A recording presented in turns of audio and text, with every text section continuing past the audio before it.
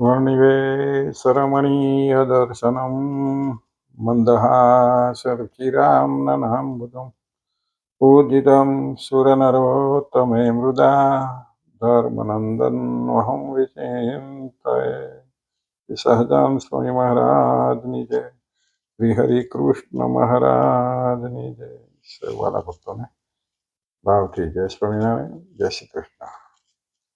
આજે આપણે 61મો ભાગ જોઈશું ને 61મા ભાગમાં ગઈ વખત આપણે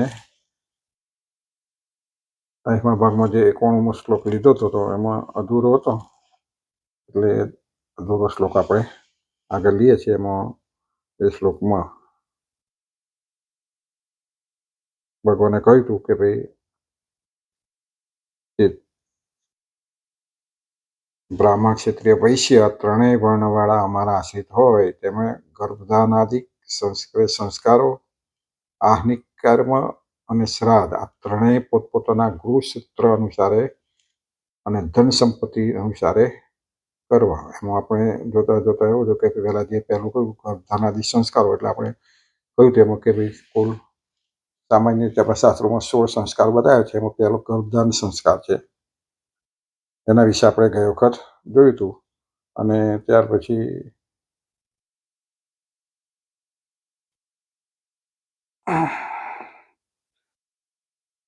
પુષ્યવન સંસ્કાર અને ત્રીજો જોયો તો શ્રીમંતોનયન સંસ્કાર। આ 3 સંસ્કારો જોયા હતા। હવે ચોથો સંસ્કાર આવ્યા જાત કર્મ સંસ્કાર। જાત કર્મ સંસ્કાર એ શું છે કે સંતાનની ઉત્પત્તિ થયા પછી બાળકને સ્નાન, નાભીનું છેદન અને બાળકને દૂધ પીવડાવવું, બાળકના જન્મ નિમિત્તે પિતાને સ્નાન કરવું, દાન આપવું વગેરે ક્રિયા આ જાત કર્મ સંસ્કારની અંદર કરવામાં આવે છે। અને વૈદિક વચનોથી બાળકનું મંગળ આ સંસ્કારની અંદર કરવામાં આવે છે। બાળકનું મંગળ થાય છે એટલે આ સંસ્કારમાં શું કરવાનું, બાળકનો જન્મ થાય, બાળકની ઉત્પત્તિ થઈ એટલે બાળકને સ્નાન કરાવવું, એનું નાભીનું છેદન, જે નાભીને રહેલું હોય એ નાભીનું છેદન કરવું, કાપવું અને બાળકને દૂધ પીવડાવવું, સ્તનપાન કરાવે અને બાળકના જન્મ નિમિત્તે એના પિતાએ સ્નાન કરવું પડે, પછી એનું દાન કરે બાળકનો જન્મ થયો બદલ। આ બધી ક્રિયાને જાત કર્મ સંસ્કારની અંદર કરવામાં આવે છે। આ બધી જાત સંસ્કાર, આ બધું કર્મ કરવામાં આવે એને જાત સંસ્કાર કહેવામાં આવે છે। આ બધી ક્રિયાઓ જાત સંસ્કારમાં કરવામાં આવે છે અને વૈદિક વચનોથી બાળકનું મંગળ આ સંસ્કારની અંદર કરવામાં, એટલે વૈદિક પાઠો બ્રાહ્મણ ભણવામાં આવે કે એવું આવે એટલે આ સંસ્કારની અંદર અને જે બધું કરવામાં આવે એને જાત કર્મ સંસ્કાર કહેવામાં આવે છે। ત્યાર પછી 5મો સંસ્કાર નામકર્મ સંસ્કાર। નામકરણ જે કહીએ છીએ આપણે એટલે ગોભીલ ગૃહસૂત્રની અંદર બતાવેલું છે કે જનનાદ સહસ્ત્રાત્રે વ્યુષ્ટે સતરાત્રે સંવત્સરે વા નામધેયકરણમ ઇતિ, એટલે કે જન્મથી આરંભીને 10 દિવસ વ્યતીત થયા પછી 11મે દિવસ કે 12મે દિવસે નામ સંસ્કાર કરવામાં આવે। જન્મ બાળકનો થાય એટલે બાળકના જન્મ થયા પછી 10મે કે 10 દાડા પછી 11મે અથવા 12મા દિવસે જે નામ પાડવામાં આવે એને નામ સંસ્કાર કહેવાય છે। અથવા તો એને 100 દિવસ વ્યતીત થયા પછી 101મે દિવસે પછી 100 દિવસ પછી સંતાનનું નામકરણ કરવું, અથવા તો 1 વર્ષ વીત્યા પછી પણ નામ સંસ્કાર કરવામાં આવે છે। અથવા 1 વર્ષ થઈ ગયા પછી, જોકે અત્યારે તો તરત લખાવાનું ચોપડે ચડાવવાના હોય તો તરત એને દિવસે નામ, અને ઘણાય તો બાળક જન્મતા પહેલાં નક્કી કરી રાખ્યું હોય, કારણ કે જોઈશો દ્વારા કોણ જોવે, એટલે માતા પિતાએ નક્કી રાખ્યું હોય કે બાળક પુત્ર થાય તો આ નામ પાડવું, પુત્રી થાય તો આ નામ પાડવું, આવું બધાય। પણ ખરેખર નામકરણની એક વિધિ છે। આપણે શાસ્ત્રોમાં છીએ તો આપણા સ્વામિનારાયણ ભગવાનનો પણ જન્મ થયો તો નામકરણ વિધિ રાખેલું, શ્રી કૃષ્ણ ભગવાનનો જન્મ થયો ત્યારે પણ નામકરણ કર્યું, રામચંદ્ર ભગવાનનો જન્મ થયો ત્યારે, એવા મહાન પુરુષો, મહાન સંતો જન્મના દરેકના નામકરણ વિધિ એટલે આપણે અત્યાર સુધી બધું અત્યારે ચાલે છે, પણ હવે એમને માતા પિતાની ખુશી પ્રમાણે નામ પાડી દેતા હોય, ખરેખર યોગ્ય છે। નામકરણ વિધિ નામ કર્યા પછી જન્મ થયા પછી આવા દિવસો જોઈ અને જોડાઈ રાશિને જોડાઈને પાડતા હોય એટલે એ રીતે પાડવું જોઈએ. એટલે આવી રીતે ઘણી વખત 10 દિવસ પછી નામ પાડવામાં આવે અથવા તો વર્ષ 100 દિવસ પછી નામ પાડવામાં આવે, ઘણી વખત વર્ષ પછી પણ નામ પાડવામાં આવે છે, નામકરણ કરવામાં આવે. એમાં માતાની જો નિર્બળતા હોય કે 10 દિવસ પછી પણ ઉઠી શકે એમ ન હોય તો દિવસ પછી 100 દિવસ પછી 101મે દિવસે નામ કરવું. માતા જન્મ ગર્ભ અને બાળક થયા પછી માતા સશક્ત ન હોય, 10 દાડા થાય તો એનું શરીર સારું ના હોય તો કે પછી 100 દિવસ પછી નામ આપવામાં આવે અથવા તો વર્ષ પછી પણ નામ આપવામાં આવે છે.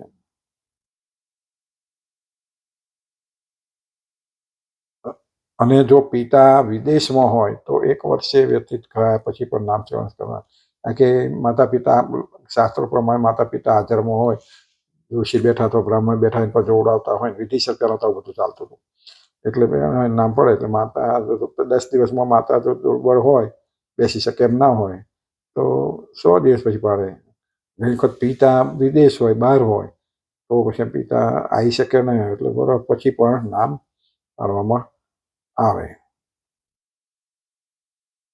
આમ નામ સંસ્કાર જ્યોતિષ શાસ્ત્રના આધારે વૈદિક વિધિથી કરવામાં આવે છે. આમ કહો આ નામકરણ વિધિ વૈદિક વિધિથી જ્યોતિષ શાસ્ત્રના આધારે કરવામાં આવે છે. જે નામ પાડવામાં આવે એને નામ સંસ્કાર કહેવાય છે, નામકરણ સંસ્કાર. છઠ્ઠો છે નિષ્ક્રમણ સંસ્કાર. હવે જન્મ થયા પછી બાળકને ચોથા માસમાં આ સંસ્કાર કરવામાં આવે. બાળકનો જન્મ થાય 4 મહિનાનો થવા આવે ત્યાર પછી આ સંસ્કાર કરવામાં આવે છે. ચોથા માસે બાળકની જ્ઞાન ઇન્દ્રિયો અને કર્મ ઇન્દ્રિયો સશક્ત થાય છે. બાળકનો જન્મ થયા પછી બાળક થોડુંક તમે જુઓ તો પછી હસતું દેખાય, અવાજ કરતું દેખાય, રડતું દેખાય. રડતું તો હોય પણ આની જ્ઞાનેન્દ્રિયો અને કર્મેન્દ્રિયો હોય, હાથ ઊંચા કરે, પગ આગળ હવે પાવ ફેરવે, આ બધી એની ઇન્દ્રિયો સશક્ત થાય છે અને વાયુ, તડકો, ટાઢ આદિને સહન કરવાને યોગ્ય બને છે. પછી એ હવા, પાણી કેદાર તો એના પર કપડામાં 2-3 મહિના લપેટીને રાખતા હોય, પછી તો તાપ, તડકો, વાયુ, પવન અને પણ સહન કરવાની યોગ્ય બને છે. તેથી એને ચોથા માસે બાળકને સૂર્ય તથા ચંદ્રના દર્શન કરવામાં આવે. તેને બહાર લઈ જવામાં આવે. સૂર્ય ચંદ્ર હોય ત્યારે એને તાપમાં લઈ જવામાં આવે, રાતે ચંદ્ર કોઈ હોય ત્યારે પણ બહાર લઈ જવામાં આવે, એના દર્શન કરાવવામાં આવે. અર્થાત સૂર્ય તથા ચંદ્રના દર્શન માટે બાળકને બહાર ખુલ્લી જગ્યામાં જે લાવવામાં આવે તેને નિષ્ક્રમણ સંસ્કાર કહેવાય. ખુલ્લામાં રીતે બાળકને લઈને આવે તો એને નિષ્ક્રમણ. એટલે આ સંસ્કારમાં એક સંસ્કાર છે કે આવી વિધિ શરત થાય. ગમે ત્યારે લઈને અત્યારે તો દવાખાનામાં ઘેર આવતા હોય, બહારથી લઈને જ આવતા હોય. પછી 7મો સંસ્કાર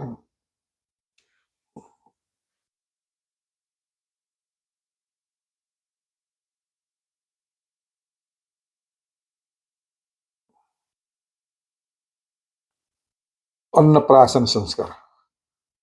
આ સંસ્કારમાં બાળકને થોડું અન્ન જમાડવાનો પ્રારંભ થાય છે. આ સંસ્કારમાં શું થાય છે? થોડુંક અન્ન જમાડવામાં આવે.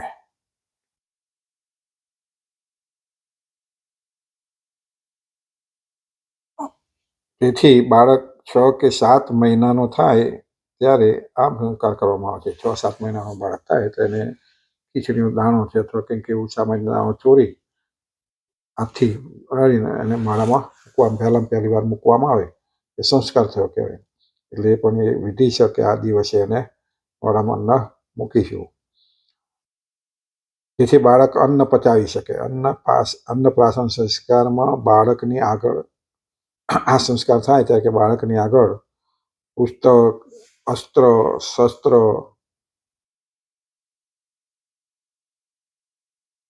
ઘણીક વસ્તુઓ રાખવામાં આવે અને બાળકને છૂટો મૂકવામાં આવે છે. ત્યારે બાળકને જે વસ્તુમાં વધુ આકર્ષણ થાય તેને આધારે બાળકનું ભાવિ રુચિની કલ્પના કરવામાં આવે છે. એટલે બાળક આવું હોય બાકી 6-7 મહિના થયો એટલે કદાચ બેસી શકે, બેહાડતા હોય 7મો મહિને. એટલે પછી કદાચ એવું સારું બાળક હોય તો ઢીચણે ચાલતું પણ ખસેડતું પણ થયું હોય તો એની આગળ અથવા તો ચાલતું નથી પણ એની નજીકમાં બેહાડ્યો હોય તો એની પાસે અસ્ત્ર શસ્ત્ર એવો રમકડા રૂપે કદાચ, કારણ કે એવું મુકાય ને પાછું બહાર બગાડી બેસે. તો એવું પુસ્તક છે, કોઈ શાસ્ત્ર છે, અસ્ત્ર એટલે કોઈ હથિયાર છે એવું બતાવતું, અથવા બીજી પણ ઘણી વસ્તુ એ રમકડાના રૂપે પણ મૂકવામાં આવે. તો કે બાળકની રુચિ હોય એ વસ્તુ પહેલી લેવા જાય, જોઈને એમાંથી એ બાળક એ જે વસ્તુ પકડે એના આધારે કદાચ એની કલ્પના કરવામાં આવે કે આ બાળકને આમે વધારે રસ થતો તો આ બાબતમાં આગળ આવો હોશિયાર થશે, એવી રીતે કલ્પના કરવામાં આવે. એટલે આ અન્નપ્રાશન સંસ્કાર સમય દરમિયાન આ કરવામાં આવતું હોય છે. 8મો સંસ્કાર છે ચૌલ સંસ્કાર. બાળક જ્યારે જન્મે ત્યારથી એના ગર્ભના જે વાળ આવ્યા હોય એ વાળથી ત્યાંથી એને ઉતાર્યા ના હોય, એટલે ચૌલ સંસ્કાર કરવામાં આવે. ચૌલ સંસ્કારની અંદર બાળકનું વિધિવત મુંડન કરવામાં આવે છે અને બાળકના મસ્તક ઉપર શિખાનું સ્થાપન કરવામાં આવે. મૂડીને એને માથી મુંડન કરવામાં, ચોટલી રાખવામાં, શિખા એટલે ચોટલી એ રાખવામાં આવે, સ્થાપન કરવામાં આવે. આ સંસ્કાર જન્મથી આરંભીને 3જે વર્ષે કરવામાં આવે છે. જન્મથી આરંભીને ત્રીજું વર્ષ બેસે ત્યારે, એટલે કોઈ વખત 5મે વર્ષે પણ થતો હોય છે. એટલે એને ચૌલ ક્રિયા સંસ્કાર કહેવામાં આવે છે. આ સંસ્કારને ચૂડાકર્મ સંસ્કાર પણ કહેવામાં આવે છે.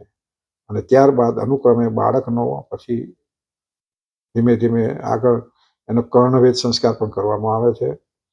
કર્ણવેદ સંસ્કાર કરવામાં આવે, કર્ણનું વેદન કરવામાં આવે, એટલે બાળકને કર્ણવેદ સંસ્કાર કહેવાય. અને કર્ણવેદ સંસ્કારની અંદર બાળકના કાન વિંધવામાં આવે છે. પછી 9મો ઉપનયન સંસ્કાર. ઉપનયન એટલે સંસ્કાર એટલે જનોઈ. તો આ સંસ્કારમાં યજ્ઞોપવિત સંસ્કારની મહત્તા અધિક છે. આચાર્ય બાળકને વિધિપૂર્વક યજ્ઞોપવિત આપીને બ્રહ્મચર્ય ઉપદેશ આપે છે. બ્રહ્મચર્યનો આપવાનો બાળક થાય, કે એને શું ઉપદેશ છે, પણ છતાં એમ કહેવાય છે કે બ્રહ્મચર્ય. બાળક તો બ્રહ્મચર્ય સ્થિતિમાં જ હોય, નાનું બાળક હોય એટલે બીજી બધી કંઈ ખબર ના હોય, એટલે એ બ્રહ્મચર્યનો ઉપદેશ આપે છે. અને પછી તે બ્રહ્મચારી 3 દિવસ પર્યંત ગુરુની પાસે ગર્ભ રૂપે રહે છે. અને બ્રહ્મચારી જે બન્યો હોય એ ગુરુ પાસે રહે 3 દિવસ, અને પછી દ્વિજ તત્વરૂપ બીજા જન્મને ગ્રહણ કરે છે. જે જનોઈ ધારણ કરે એને એ દ્વિજ બન્યો કહેવાય. દ્વિજ તત્વ એને મળ્યું. એટલે આપણે ઘણી વખત કે આપણો દ્વિજ આપણે બ્રાહ્મણને કહ્યું, આપણે બધા આ બધી સંસ્કારો કરતા હોય તો આપણે દ્વિજ થયા. જનોઈ કીધા પહેરો એટલે દ્વિજ થયા. એટલે દ્વિજોની જેમ જ આપણે પણ ધર્મ પાળવાના હોય. અર્થાત યજ્ઞોપવિત સંસ્કાર એ બીજો જન્મ કહેવાય છે. અને યજ્ઞોપવિત સંસ્કાર કર્યો એટલે એનો બીજો જન્મ છે. આગળનો આ એનો ગુરુ મળ્યા, ગુરુ કર્યા એટલે એનો આ બીજો જન્મ કહેવાય છે. અને આ સંસ્કાર બ્રાહ્મણોને 8મા વર્ષે, ક્ષત્રિયોને 11મા વર્ષે અને વૈશ્યને 12મા વર્ષે ધારણ કરવામાં આવે છે. જે બ્રાહ્મણો હોય એ 8 વર્ષે જન્મનો સંસ્કાર રાખે, ક્ષત્રિય હોય 11 વર્ષે રાખે છે, અને વૈશ્ય હોય એ બધા 12 વર્ષે કરે છે. જોકે અત્યારે તો જેને કોઈ મોટા ભાગે ધારણ કરતા નહીં બ્રાહ્મણો સિવાય, અને બ્રાહ્મણો કદાચ કોઈ અમુક તો ભૂલી ગયા છે, અથવા વર્ષે પણ જનોઈ પાછી બદલવાની પણ ક્રિયા થતી હોય છે. ઘણા બધા જનોઈ આવી રીતે ધારણ કરતા. જનોઈ ધારણ કરી હોય એ જ પછી આવી ત્યારે થતી ધાર્મિક ક્રિયાઓ એમાં ભાગ લઈ શકે, અથવા તે સમય દરમિયાન આપણે જ્યારે સંસ્કાર ક્રિયાઓ કરવાની હોય ત્યારે બ્રાહ્મણ આપણને એવી રીતે ધારણ કરાવતા હોય, અથવા એના બદલામાં કંઈક બીજું કંઈક એવું કરાવતા હોય કે જે એના બદલામાં ચાલી શકે, લાભને એનો ઉપયોગ કરાવે, અથવા તો ખાલી સામાન્ય નાણાં છડી આપણને બોધે કે બધું કરીને એનો વિધિ રીતે કરાવી લેતા હોય.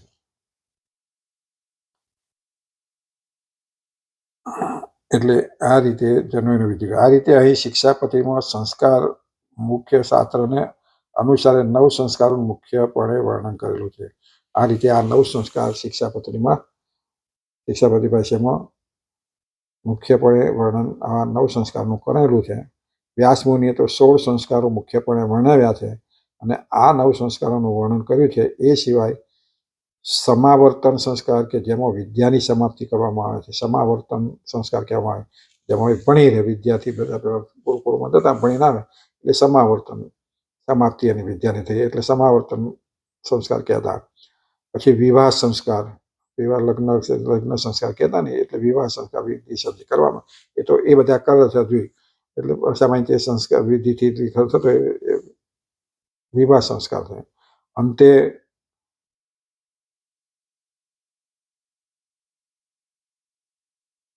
ઔજ્વદેહિક સંસ્કાર, ઔજ્વદેહિક એટલે અગ્નિ સંસ્કાર, છેલ્લો સંસ્કાર અગ્નિ સંસ્કાર.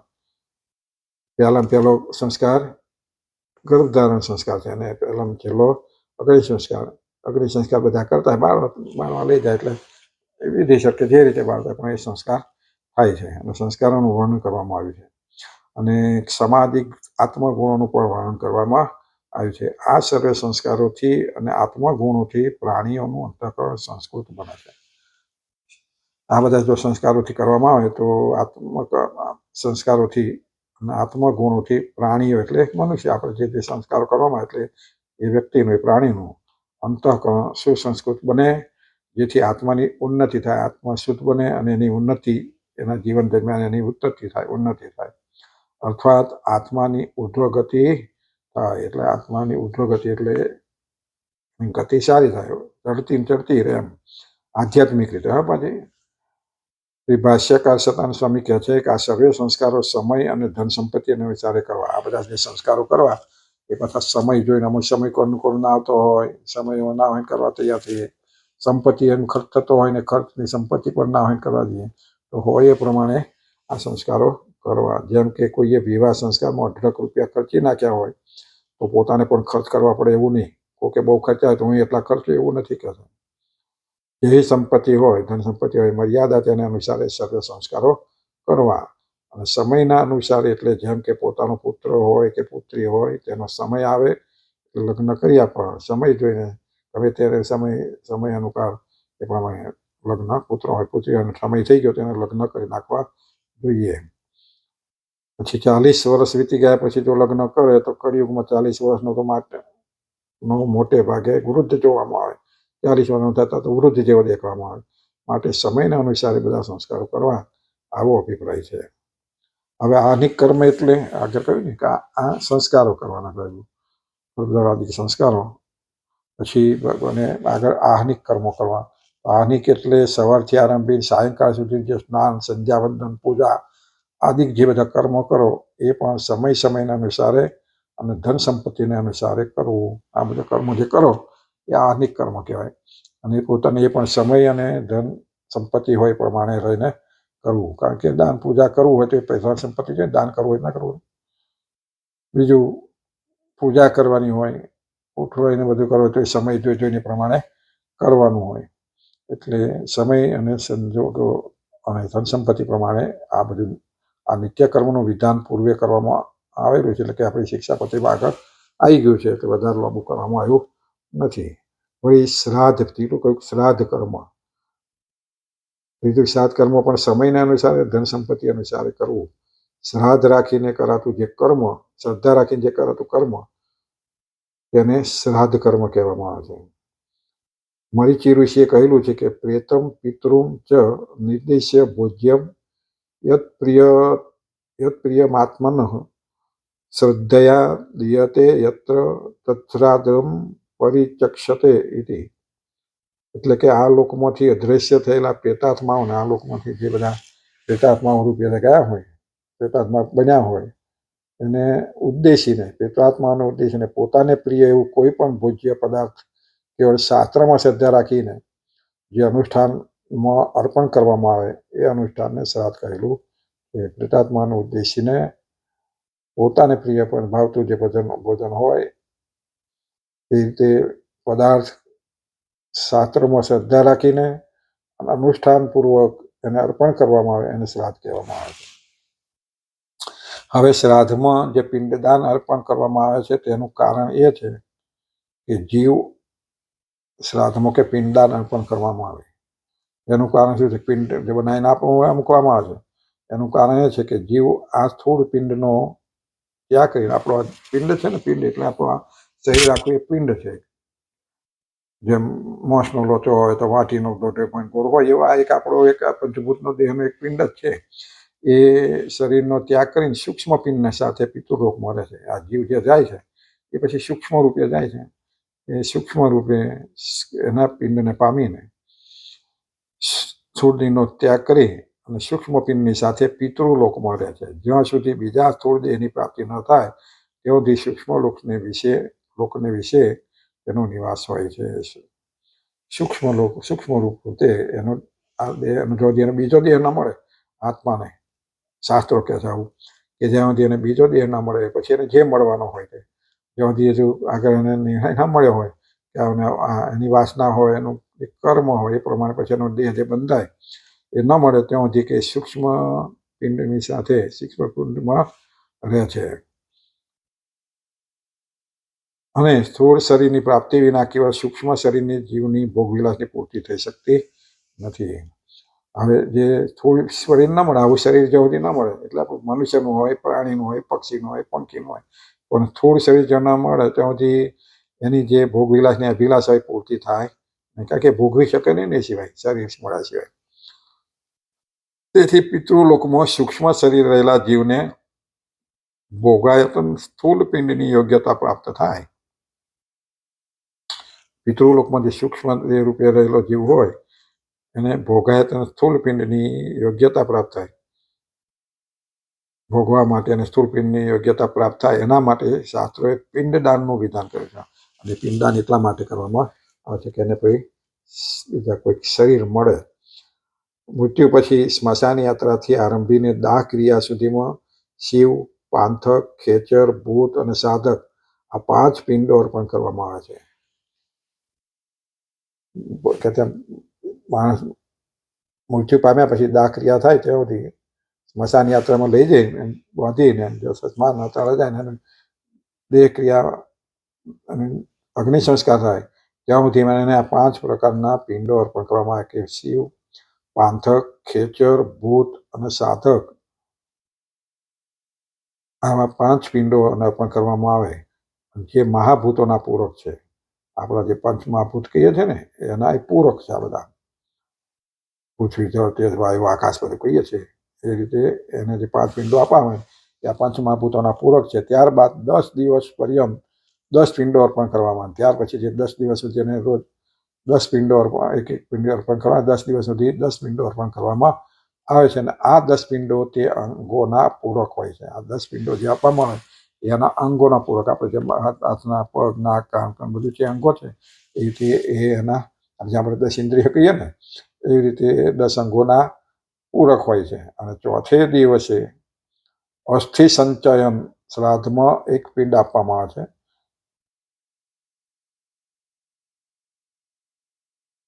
ચોથે દિવસે કે અસ્થિ સંચયન શ્રાદ્ધમાં અસ્થિ સંચયનનું શ્રાદ્ધ છે. એ શ્રાદ્ધ કરવામાં આવે એમાં એક પિંડ આપવામાં આવે છે. એ અંતઃકરણનો પૂરક હોય છે. જેમ પણ 10 ઇન્દ્રિયો પણ આપણે અંતઃકરણ કહીએ એવી રીતે એ અંતઃકરણનો પૂરક હોય છે. આ રીતે સ્થૂળ શરીરની યોગ્યતા સિદ્ધિને માટે અપાતા 16 પિંડો ને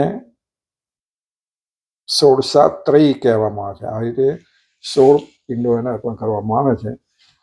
અંતઃકરણ આપણે પહેલા જે 4-5 કહે ને અગ્નિ સંસ્કાર થાય ત્યાંથી 5 પિંડ, પછી 10-15 એવા અને 16મો આવે અંતઃકરણ જે મળે છે.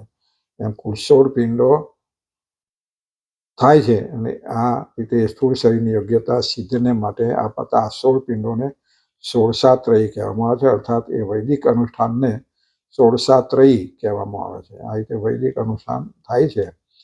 અને આપણે બધું પહેલાં કરાવતા હતા, બ્રાહ્મણ બધું કરતા હતા. લોકમાં તો બધાને ખ્યાલ ના હોય, કારણ કે રોજ આપણે વિધિ રોજ કે માણસને 12 દિવસ સુધી ક્રિયા થતો હોય, ખાટલો નાખેલા જતા રોજ પિંડદાન થતું હોય, એમાં બધું થતું હોય અને એ જીવને પામે છે. શ્રદ્ધા એ શું કહ્યું શાસ્ત્રમાં કે શ્રદ્ધા સહિત આ બધું થતું હોય તો થાય. પછી આ બધું કહેવાનું કરવાનું એવું કહે, પણ વસ્તુ શાસ્ત્રોએ કહ્યું છે એ જેને અનુભવેલું છે, દેખેલું છે, એણે લખેલા છે. અને એ વસ્તુ સાચી છે. એ વસ્તુ આ જીવને માટે જાય છે. આ જો આગળ આવશે બધું વિશ્લેષણ.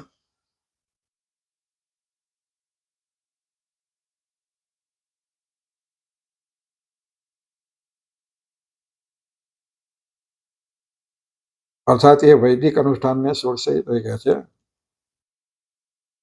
આ વિષયમાં અથર્વવેદ પ્રમાણરૂપ છે. યદવો અગ્નિ રજદ આદે કમંગમ પિતૃલોકે ગમયન જાતવેદ તદ્વ એતતે પુનરાપ્યાયમિ સંગા સ્વર્ગે પિતરો માદયધ્વમ ઇતિ.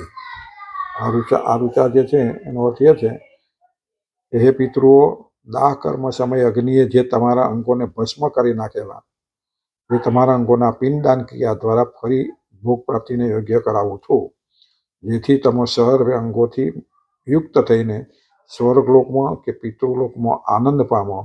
આ રીતે પિંડદાનની સાર્થકતા શાસ્ત્રોમાં બતાવેલી છે.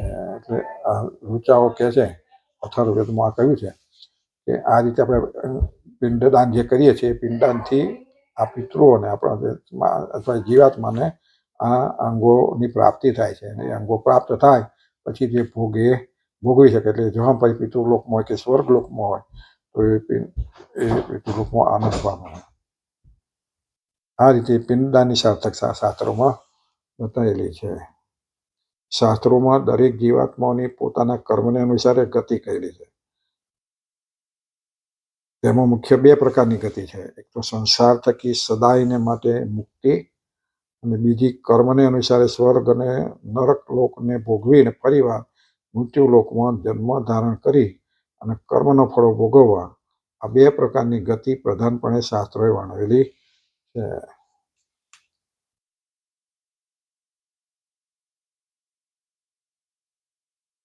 આપણે ફરીથી એ ભાગ પાછો આપણે જોઈશું. ટાઈમ થવા આવ્યો છે એટલે ફરી હજુ ઘણું બધું છે.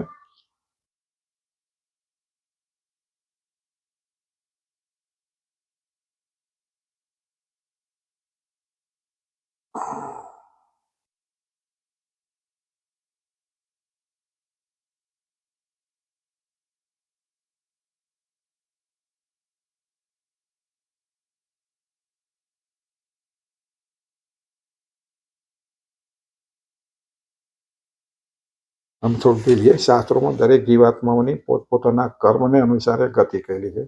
શાસ્ત્રોમાં કહે જન્મ જેવો કર્મના સિદ્ધાંતો કહીએ છીએ ને, આવી ચોપડી આવે છે તો વાંચો તો ખ્યાલ આવે. તો શાસ્ત્રોમાં આપણા પોતપોતાના કર્મને અનુસાર એની ગતિ કરેલી છે. ઘણા નહીં કહેતા કે બધું સ્વર્ગને લોક અહીંયા જ છે, જે સુખ ભોગવો છે સ્વર્ગ છે, દુઃખ ભોગવે નર્ક છે, તમે જે બધું અહીંનું ત્યાં કશું નથી ઉપર. ઘણા એવું કહે છે. એ તો છે જ, અહીંયા જ છે, પણ અહીં જે દુઃખ અથવા સુખની પ્રાપ્તિ નથી થતી, એ જ્યાં ભોગવાતું હોય ત્યાં જ ભોગવાય. નર્કના દુઃખોની પ્રાપ્તિ નર્કમાં જ મળે, અહીં ના પ્રાપ્ત થાય. સુખના સુખોની પ્રાપ્તિ ત્યાં જ થાય. એટલે જે ભોગ હોય, જેવી રીતે ઈચ્છા હોય ત્યાં એને રીતે મોકલવામાં આવે.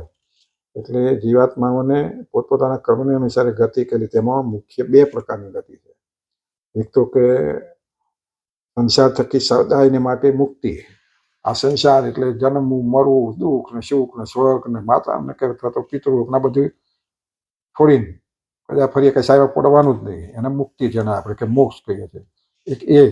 અને બીજું છે સંસાર થકી સદાયને માટે મુક્તિ, અને બીજું કર્મને અનુસારે સ્વર્ગ ને નર્કની પ્રાપ્તિ ભોગવી. સ્વર્ગમાં ભોગી આવે, કર્મ કર્યા હોય એ પ્રમાણે એને સ્વર્ગ ભોગી આવે, નર્ક ભોગી આવે, અને પછી પાછું જન્મ મરણનો લોકમાં અથવા મૃત્યુલોકમાં આવી અને ફરી વાર પાછા જન્મ ધારણ કરી કર્મનું ફળ ભોગવવા પાછા અને બીજા નવા ઊભા કરવા. એ આ બે પ્રકારની ગતિ જીવને છે. એટલે કઈ ગતિમાં આપણે રહેવું છે? બે પ્રકારની ગતિ પ્રધાનપણે શાસ્ત્રોએ વર્ણવેલી છે, જેને શાસ્ત્રીય ભાષામાં મુક્તિ દશા અને બદ્ધ દશા, બંધાયેલો રહે છે. આ જ્યાં કરવું પડે એમાં બદ્ધ દશા કહે, અને બદ્ધ દશા વાળો કહે. અને આ બધું છોડીને પછી ભગવાનને જ પામી જાય, પછી એને કઈ ફરી આવું કરવું પડતું નથી. એને મુક્તિ દશા કહે છે. એટલે મુક્તિ દશા અને બદ્ધ દશા આ શબ્દથી એને કહેવામાં આવે છે. આ મુક્તિ દશા અને બદ્ધ દશા આપણે ફરીથી આગળના ભાગમાં જોઈશું. બધા ભક્તો જે નિયમિત સાંભળતા રહેશે તો વિસ્તૃત જણાવટ અથવા બધી રીતને વાંચવાની સાંભળવાની ના મળતી હોય તો આ